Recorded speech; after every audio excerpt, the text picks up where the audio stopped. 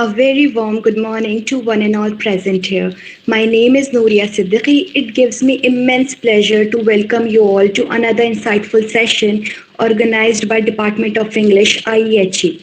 Our department has always been committed to academic excellence, and today's session is another step towards it.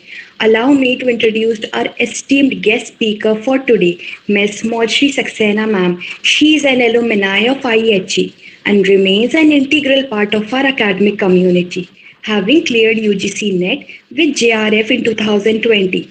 She is currently pursuing her research at Barkatullah University.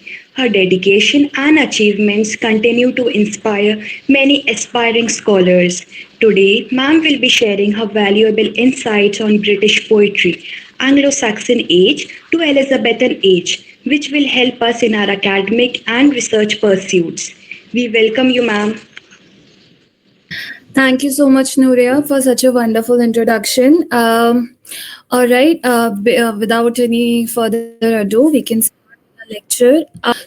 Beginning with the introduction to English literature, as we know, as the eras that we have right now, they did not, the people who were there at that time, who lived these eras, did not really know that how these eras will be known as. They were just creating in their own space, in their own time. English literature, it emerged with the beginning of the history of the English people. And the history of the English people is again very nuanced, and it has a lot of invasions, a lot of merging of empires, merging of kingdoms, and a lot of separation between different empires. So initially, literature was a form of entertainment for people. Of course, over time, it attained the purpose of reform as well. As more and more education spread in people in the society, there were more chances for people to see literature as a weapon rather than just as a entertainment. Cool. Um, English literature is composed of many genres like novels, short stories, poems, fictions, non-fictions, and plays. Everything that is composed in English, basically everything in print, was called literature. The earliest works of English literature mirror the life lived by the people of that region in that time. For instance, all the changes that occurred in the imperialist society in the early centuries, in the early time of recorded history. If we have 8 major periods in the history of English literature, these periods have been identified and classified by scholars of the English literature. All right, so we have the Anglo-Saxon or the Old English period that was from 450 AD to 1066 AD. Then we had the Anglo-Norman or the Middle English period. Now, in the Anglo-Saxon period, we'll study a bit more about it later. It was when the Germanic tribes of Anglo-Saxons and the Jutes, they came to Britain. In the Anglo-Norman period or the Middle English period, the Duke of Normandy, William, he invaded the kingdom. He invaded Britain, and that's why we have the name. Then came the Renaissance period, the Neoclassical period, the Romantic period, the Victorian period, the Modern period, and the Contemporary period. If you want, you can maybe write down these years, or maybe take a screenshot of the screen. Now, talking about the Anglo-Saxon age, Angles and Saxons were the ancestors of the English race. When the Western Roman Empire fell in the early 5th century, there were 3 main Germanic tribes, the Angles, the Saxons, and the Jutes, as I just shared. They saw an opportunity to expand their community, to expand their kingdom, and they started coming to England in huge groups and huge crowds. The language that they used, the Anglo-Saxons, that becomes the language of the settlers, it was also combined with some Latin and Celtic words that came to be known as the Old English. Now, there are certain words that were used in the Old English that are still relevant and still heavily used. For example, a year, a month, a year is also an Old English word. Kiss is also a word of directly taken from Old English. Uh, the Anglo-Saxon literature was the earliest phase of English literature because even though it was not heavily recorded, that was the first time that people started to. I felt the need that maybe we should put the things that we are saying to paper. We have a really brilliant example that we have is of Beowulf. The author is unknown. The entirety of Beowulf could not be recovered, but most of it, the manuscript was identified, I guess, in the 18th century. The Anglo-Saxon period consists of literature written in Old English in Anglo-Saxon England from the 5th century AD to the Norman conquest in 1066. Anglo-Norman period, as we just talked about, the Normans brought with them their rich French culture and heritage. William, the Duke of Normandy, invaded Britain. And this age came to be known as the Middle Ages. We also call it the language that we use here in this period, we call it the Middle English. It is an important part of the history of English literature as well. This entire conquest was a milestone. It was a critical point in the history of English culture, law, language, and character because there was a radical change. English became the language spoken only by the poor and the powerless because French was heavily used by the people of the court, and French became the language of the elite, the rich, the imperialist class. The literature of this period comes under the category of Norman French literature or Anglo-French literature. Then we have the Renaissance period. In the history of English literature, it's known as the Elizabethan period or the age of Shakespeare as well. And it's heavily regarded as the golden age in the history of English literature because people were creating left and right. There was an expansion of education here. And with education came the need to create, the need to write. And after the Middle Ages in Europe came the Renaissance, which means the revival or the rebirth. So as a result, people wanted to ask more questions. They wanted to know more about what is happening, where life came from, why we are here. Even though they were not very much philosophical in their approach, they felt the spirit of awakening within themselves and realized that it is high time that we start creating something bigger and beyond than ourselves. So the human mind became one with the revival of learning, which the Renaissance prompted. Then we have the neoclassical period. It was between 1660 and 1798. This time is further divided in two parts, which is the Restoration period or the Age of Dryden and the Classical Age or the Augustan Age. The Classical Age is further divided into two parts, the Age of Pope and the Age of Johnson. So as you move further ahead in the chronology, you realize that the classifications can further be, broken down into subparts, subcategories. So yes, this is endless. Then we had the Romantic period where we had two generations of Romantic poets. People were focused on the simplicity of language and chose the language of the shepherds, of the common people, and their poems started dealing with everyday mayhems, everyday issues. Romanticism was radically different to classicism. Then came the Victorian period when Queen Victoria ruled, and it was the longest reign in the British history because it coincided with the industrial phase in history, in the socio-political history. And novel was on the rise. Fiction became very prominent in this age. And then came the modern period where we had the First World War and the Second World War, and there was a disillusionment with the questions of spirituality, and people were experiencing solitude, isolation. There was a question of community. There was a question of purpose and ambition in life. And then came the postmodern or the contemporary period that ranges from 1945 until today. These were the periods of English literature. Now let's talk about the period that we have at hand in this class, which is the Anglo-Saxon or the Old English period. All right. So, as we talked about, the Angles, Saxons, and Jutes were the three Germanic tribes that wanted to fill the power gap in England, and they realized that they can expand their community, they can expand their type by colonizing the English land.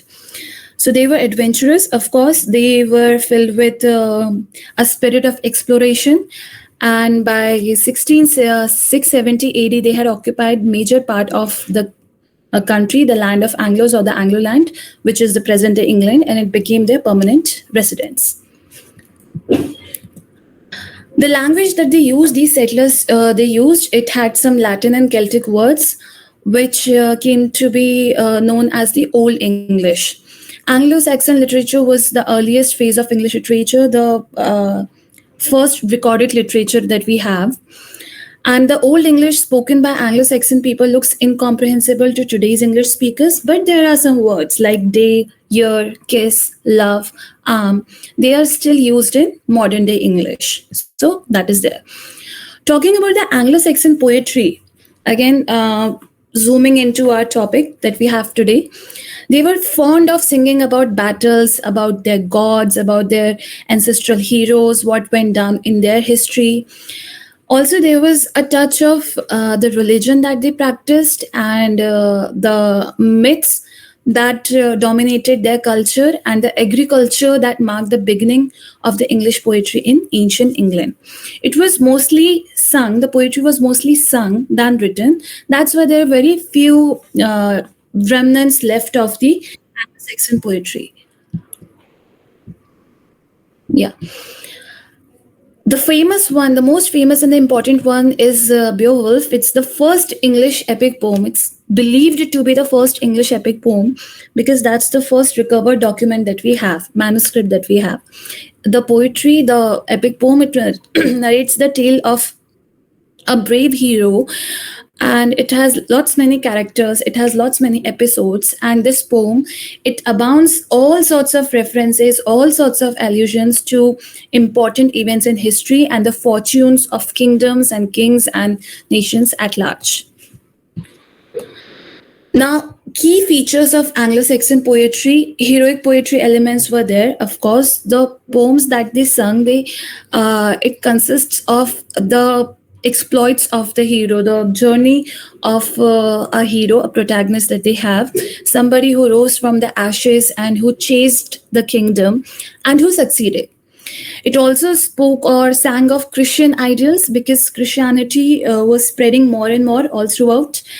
It also spoke of scenic dosh. Now, scenic dosh is a figure of speech. It's a literary device, which means that a word is used to present a greater whole. For example, if I say the English won the tournament, which I actually mean that the English cricket team won the tournament. Or in this Anglo-Saxon poetry, they often used battle sweat to denote blood. Okay, so they used scenic dosh, metonymy, and irony. They were fond of these literary devices because it gave a higher a higher standard to their poetry. After embracing Christianity, the Anglo-Saxon poets began to write religious poetry, and therefore a big body of their poetry encompasses religion. Most famous religious poets of that period were Cynewulf and Caedmon. Caedmon is famous for his hymn, which is in praise of God, and Cynewulf's famous religious poems were Juliana, the Fates of the Apostles, Christ, and Elaine.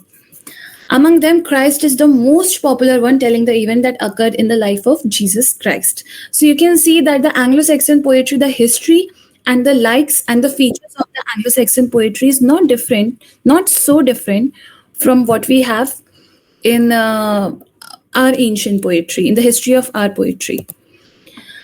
Anglo-Saxon prose does not concern us in this class. I will send this PDF, this PPT after the class, so you can have a thorough reading of this. Now, talking about the decline of Anglo-Saxons, it flourished until the Norman conquest of 1066 after the defeat of King Harold, the last of Saxon kings, by William, the Duke of Normandy. The Anglo-Saxon period came to an end, and then started the Anglo-Norman period. There's no doubt that the people in this era, they lived a fulfilling life. They experienced courage, they had splendor, and they also experienced sentiment. The literature is a testament to all these sentiments, all these traits.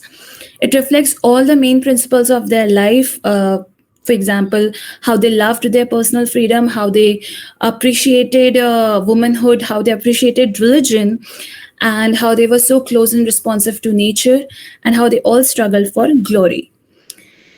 Now, coming to the Anglo-Norman period, with the Norman conquest began a new era in the history of England or English literature, because French started, gaining prominence in this age among the people. Since the Anglo-Norman period belonged to the Middle Ages or the medieval times in English history, we also call it the Middle English period, or in the history of English literature. Now, English became the language of the downtrodden, of the poor and the powerless, while the elites and the court people and the aristocratic people, they were all speaking Norman French. And so French became a symbol of social status and prestige. Anglo-Normans wrote mainly to cater to the taste of the Norman rulers. They were court poets, basically. Only the monarchs and the courtiers of that time had a right to encourage the literary writing. So, for example, if common people like you and me were singing, we if we were singing or writing poetry, first of all, we were not given enough footage. And since we would be writing in English and, broken common people English, they will not care for it one bit. Now, Norman conquest stimulated an awakening of the people who extremely needed an outside stimulus at that time. Soon the people got influenced by a new vision, and they were united in a common hope. So the Anglo-Saxons' hostility towards the Normans also turned into a national cause. The Normans brought with them their soldiers, their artisans, their traders, their visionaries. With their help, they wanted to revive knowledge. They wanted to record important, significant moments in history. They wanted to celebrate events, celebrate victories, and sing of love and adventure. In addition, the most popular form of writing for the Anglo-Normans were chronicles, religious and didactic writings, poetry, romances, and drama. So you would see that sometimes there are certain questions about the traits of Anglo-Norman romances and Anglo-Norman writings. We have the romances of Anglo-Norman period. It contrasted, in contrast to the courage, seriousness, and the savagery of the Anglo-Saxon literature, the Normans introduced romantic tales of love and adventure and glory in literature. This made the Anglo-Norman period to be chivalric rather than a heroic one. Romance became the most popular form of literature during this period. And the romances were famous for their stories rather than poetry. So when people gathered around to listen to these romances, they were less concerned about the poetic structure or the beauty of the verses, and more about what happens next in the story. Most of them had their origin in Latin and French sources. These tales, they told the stories of King Arthur, Maud the Arthur that we have, the War of Troy, the mythical doings of Charlemagne and Alexander the Great. Now, the chronicles became very important genre and a well-established form of writing. These chronicles, they recorded the history of kings and the happenings of the kingdom, of the empire. Though they were written in Anglo-Norman language, these chronicles became the major source of historical knowledge for medieval people. Mind you, these chronicles were used by people of later centuries to get a better understanding of their history. They contained historical events and legendary materials without any interpretation or comment by the author, very much in contrast to what is happening these days. So they they contained objective history, and so they became far more important to historians of the subsequent centuries. Plays were also quite important this age, the mystery and miracle plays. Again, I'll be sending this PDF. You can have a thorough reading of what the mystery and miracle plays were all about. Morality plays were also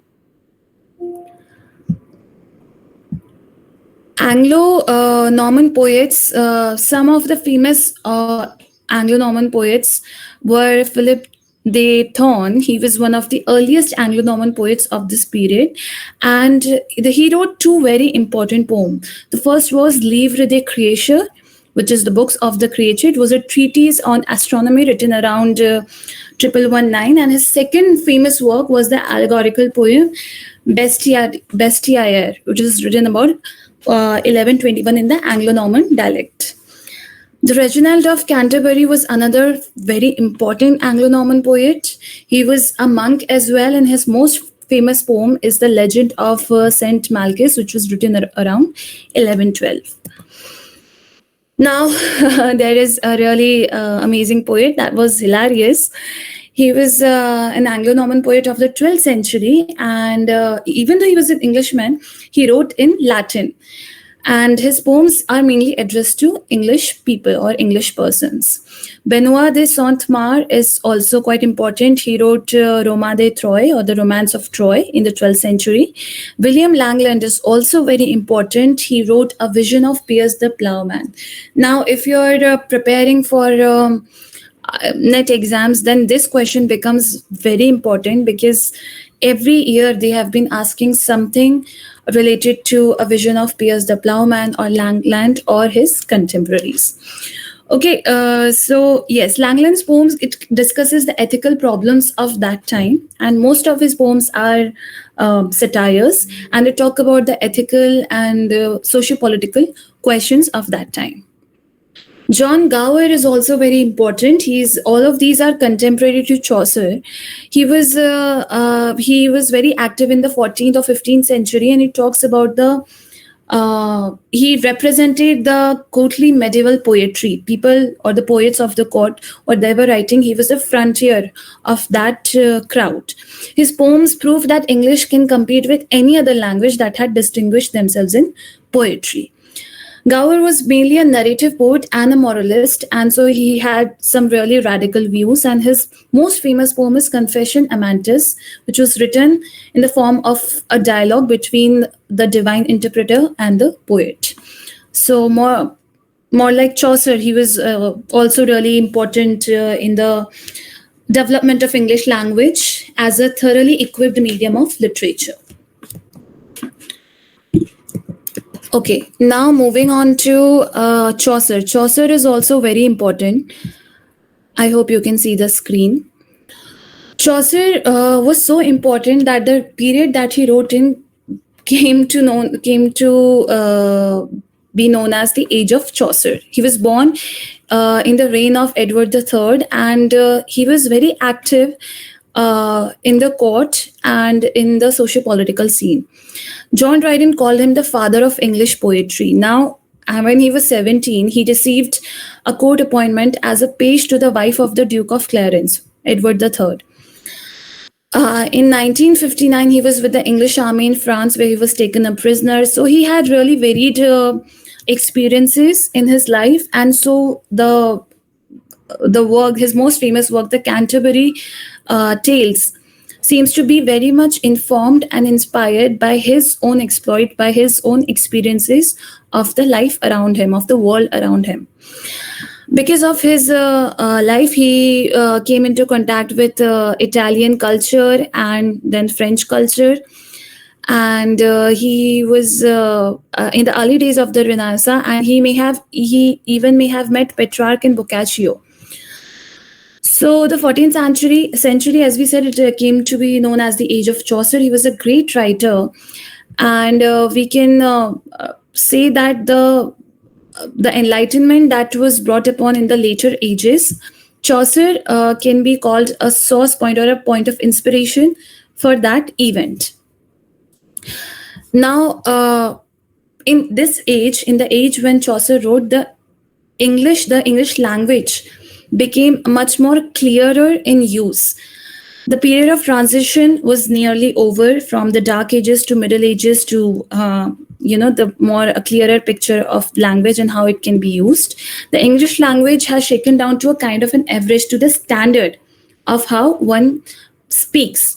The other dialects, with the exception of the Scottish branch, rapidly melt away from literature and then they became quite exiguous. French and English have amalgamated to form the standard English tongue. And a curious modern note begins to be apparent is this period. Of course, scholars like Chaucer and Gower became more prominent. They started asking questions in their work which were fresh, which were new, and which were intriguing. Scottish literature Scottish literature also became really prominent, and prose was also heavily developed. This was an era of transition. Chaucer was born in a turbulent period of social, religious, and political change. As we discussed, that he was born in the reign of Edward III. He lived through the reign of Richard II, and he died the year after Henry IV was he ascended the throne. So he wrote in a period where there was a spike in the national sentiment, and there were some really important periods, important aspects. Black Death happened at that time, the corruption of the church and the Reformation, all of these things took place, and the spirit of enlightenment became more and more close. The dawn of new learning was there. And Chaucer's work in general, because he gave rise to the sentiment of humanism in his work, he gave voice. And see, by no means am I calling Chaucer the poet of the people, because he was not.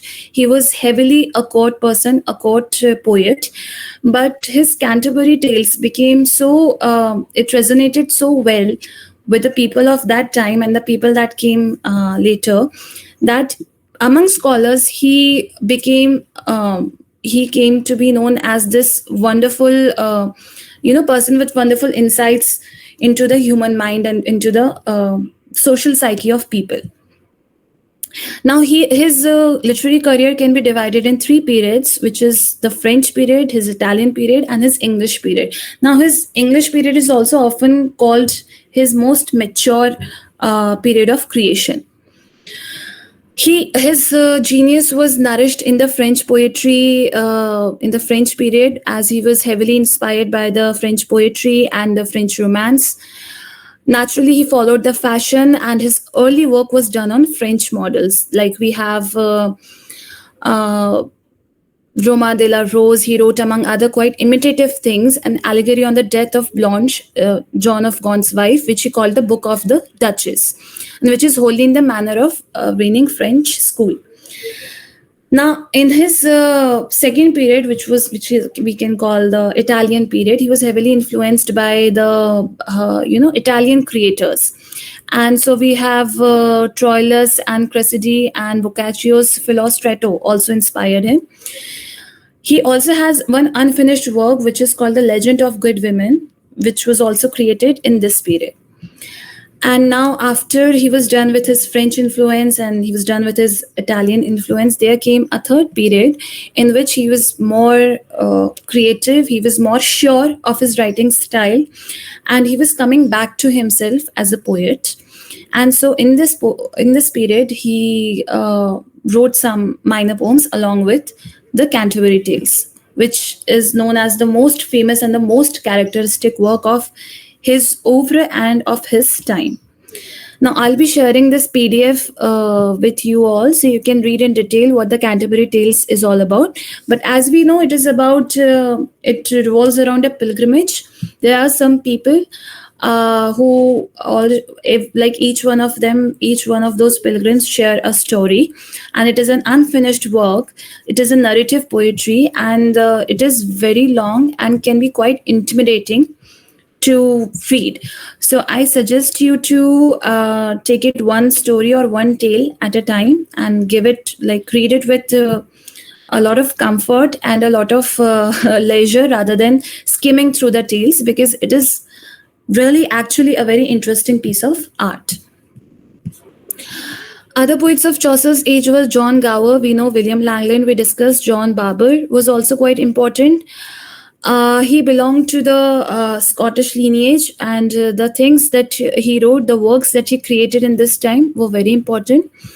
Prose was also quite in its developing age in this age.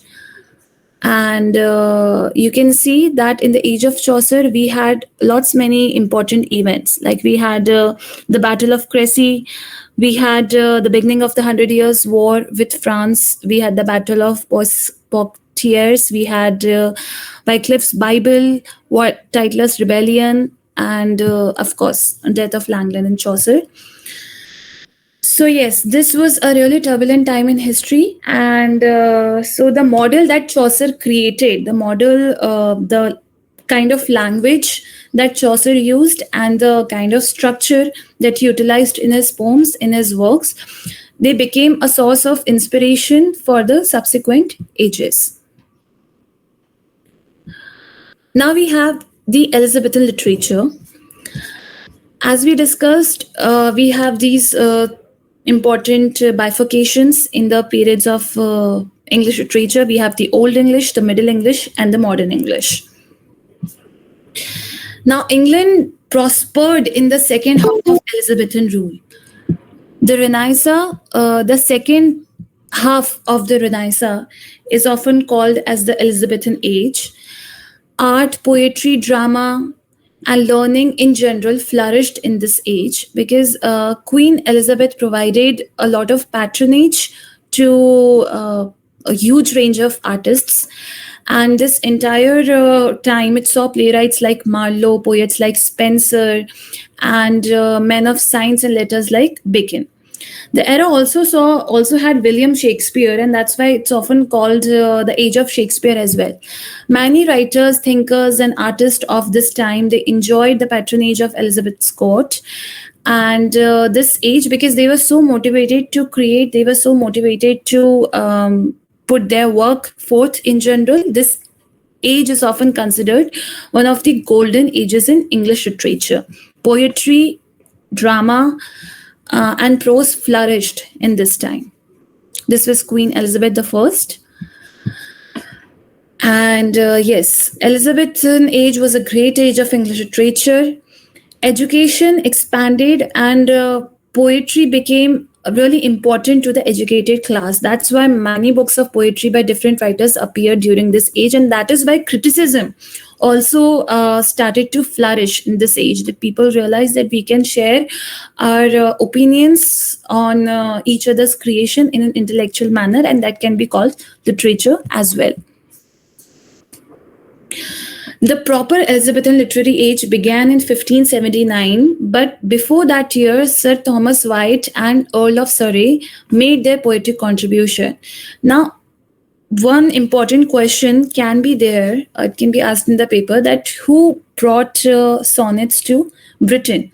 So your answer is Sir Thomas Wyatt, because because of his experiences, because of his life in Italy, he realized that the people in Italy, the poets in Italy, are using a very significant, a very special and unique form of poetry that is called the sonnet. So he followed the tradition of the Petrarchan sonnet with octave and sestet, and they were later changed into English sonnet style by Shakespeare, who divided the sonnet into 3 quatrains and a couplet. The Earl of Surrey wrote the first blank verse in English. Again, a very important question, and it's better that you investigate a bit more about this on your own. The Elizabethan age produced many beautiful lyrics. Now we know what a sonnet is. It is a 14-line lyrical poem with a fixed form and a rhyme pattern. There are 2 types of sonnets, the Italian or the Petrarchan sonnets, and the English or the Shakespearean sonnet. Talking about the form of the Shakespearean or the English sonnet, we have a quatrain, an octave, and a couplet. You can see the rhyme scheme here. In the quatrain, we have sonnet number 18, Shall I Compare Thee to a Summer's Day.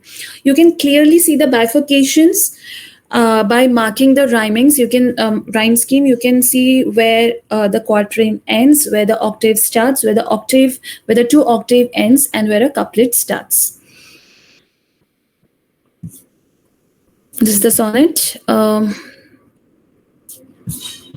Now, here we have the comparison between the 2 forms. In the Petrarchan or the Italian sonnet, we have 1 octave and a sestet. The octave is divided into 2 equal quatrains, and the sestet again has 1 tercet. two tercets, sorry. Contrary to this, we have the Shakespearean or the English sonnet, where we have two quatrains and another quatrain and then a couplet. So there can be a minor turning point after the two quatrains and just before the third quatrain. And the couplet in the Shakespearean sonnets always provides a twist or a concluding point or a summation to the entire thought. For example, we have "Shall I compare thee to a summer's day?" You can see that in the couplet, the idea is summed up perfectly to a perfect end, and it feels like this is a complete end to the thought. So long as men can breathe or eyes can see, so long lives this, and this gives life to thee. This was Armand William Shakespeare. Now, William Shakespeare left his mark as a dramatist as well as a poet. He was a great poet of this age. He wrote around 154 sonnets, and they are very significant in the English literature, in the entirety of the English literature. He developed a new form of sonnet, which we just discussed. And from the rhyme scheme alone, you can see that the English sonnet was heavily different from the Petrarchan or the Italian sonnets. Many of his sonnets refers to a lady, a girl, a rival poet, and a friend. Another important literary figure of this age was Edmund Spenser. Now, Spenser was a famous poet who introduced the Elizabethan age properly. In 1579, he wrote The Shepherd's Calendar, a poem in 12 books, one for each month of the year. His magnum opus is The Fairy Queen. Though it was planned to be written in 12 books, he could only complete 6 of them. It is an allegory with 3 themes: a political theme, a moral theme, and a fairy tale. More than the story, this work is known for its structure, for its aesthetic of language, for its magic feeling, and the musical verse. It is written in Spenserian stanza of 9 lines with the rhyme scheme A B A B B C B C C. All right. Now, you can take a screenshot of this. I'll be sharing this PPT with you as well, but because this is a really important part. So, yeah. Yes, ma'am. Okay. If we talk about the lyrics of the Elizabethan age, it produced many beautiful lyrics. One of the finest lyricists was Sir Philip Sidney, who was a courtier, he was a statesman, he was a soldier and a poet. So again, his creation was informed by his political and his social life experiences. His books of sonnets, Astrophel and Stella, was printed in 1591 after his death. Another great poet of this time was Sir Walter Raleigh, who was also a soldier, sailor, explorer, courtier, and a writer. Some examples of best Elizabethan lyrics can be found in the plays of Shakespeare. His longer poems, Venus and Adonis and The Rape of Lucrece, are rather cold and without feelings, but the occasional lyrics found in his dramas are full of feelings and passion. The famous dramatist Marlowe also has written some fine lyrics. Now, then we have the Elizabethan prose. See, in this age, as we discussed, that poetry, prose, and drama flourished heavily in this age. In this class, we are only concerned with the poetry genre, with the poetry segment. I will send you all of these PPTs, all of these PDFs, and I also have one very detailed introduction to English literature. You can have a look at this, where all the important events are discussed in detail. The arrival of the Angles and the Saxons in the United Kingdom, then the Anglo-Saxon conquest, then the characteristics of that age. Then we also had pagan poetry, which was the secular poetry, which did not talk about the Christian doctrine or the Christian values, but it emphasized on the harshness of the socio-political circumstances at that time and the helplessness of people. Then this PDF also shares the story of Beowulf, what happens, the plot, and the features, why this was important. It talks about the two important poets that we discussed, Caedmon and Saint Wolf. And Then it talks about Anglo-Saxon prose, great prose writers, the Norman conquest, the consequences of the conquest, how the Middle English literature came to be, the medieval romance that I shared with you, that it's quite important. And yes, so it expands to the contemporary age, the modern age. And so you can have, sorry, not to the contemporary age, I think it expands to the Victorian era, neoclassical age, sorry. Okay, so you can study this in detail and you can be done with 15th, 16th century literature. And in the coming classes, we can discuss more about the subsequent ages and other genres of literature. Good afternoon, ma'am. Good afternoon, everyone. I am Nidhi Bandre. First of all, I extend my sincere thanks to the Department of English IEHE and all the members of Eklavya Club for organizing online lecture for UGC NET preparation. This initiative will undoubtedly enhance our readiness for future competitions and open new doors of opportunities for us. Nextly, on the behalf of all the students, I would like to express my heartfelt gratitude to Ms. Molshi Saxena ma'am for conducting such an informative and engaging online lecture on the topic British poetry. The topic was very well received by the audience. We truly appreciate the time, effort and preparation you put into making this session so impactful.